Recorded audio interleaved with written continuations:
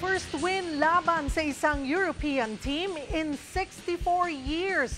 Ganyan ang na-achieve ng Gilas Pilipinas sa Olympic qualifying tournament kaninang madaling araw kung saan tinalo nila ang world number 6 na Latvia. Magbabalita si Ian Suyu. Daang-daang Gilas fans ang dumagsa sa Phil Oil Center sa San Juan kaninang hating gabi para maki-watch party sa unang laban ng Gilas Pilipinas kontra Latvia sa Olympic qualifying tournament.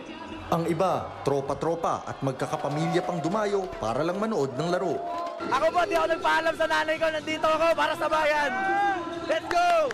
Siyempre, Pilipinas yan. Susuportahan ko talaga yan. Go, Pilipinas! Kaya manalo ng Gilas ngayong gabi. Wow! Ellie pulls up for a triple. Oh my goodness! Hindi naman sila binigo ng Gilas. First quarter pa lang, nag-init agad ang visiting team at tinambakan agad ang Latvia. Lumobo pa sa 16 points ang lamang ng Gilas matapos ang buzzer beater 3 ni CJ Perez. And he makes the three! That is the definition of instant impact from CJ Perez. Pagpasok ng second quarter, nagtuloy-tuloy pa ang momentum ng Gilas. Kaya napanatili nilang naghahabol ang Latvia pagkatapos ng first half. Lalo pang nanlumo ang fans ng host team sa third quarter nang lumobo sa 26 points ang lamang ng Gilas. And he makes the tough triple.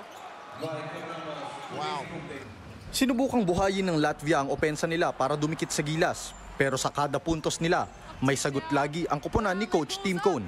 And gets the F1 on top of the triple. Just barely comes up clutch. Sa huli, hindi na talaga nakatikim ng lamang ang host country. Ang final score, 89-80. Ito ang unang panalo ng Gilas kontra sa isang European team sa FIBA competition sa loob ng higit 6 na dekada. Top scorer si Justin Brownlee na may almost triple-double with 26 points, 9 rebounds and 9 assists. Bumida rin si Kai Soto na nagtala ng 18 points at 8 rebounds.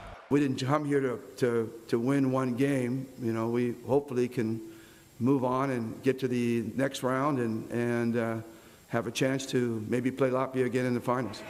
Dahil sa panalo, kailangan lang talunin ng Gilas ang next matchup nila versus Georgia para umusad sa semis ng OQT. Hindi maitatanging napakalaking accomplishment ang nagawa ng Gilas Pilipinas kontra Latvia at siguradong babaunin nila ito para sa kanilang susunod na laban kontra sa Georgia. Magtutuos ang Gilas at Georgia mamayang alas 8:30 ng gabi, oras dito sa Pilipinas. Para sa 1PH, Ian Suyu, News 5.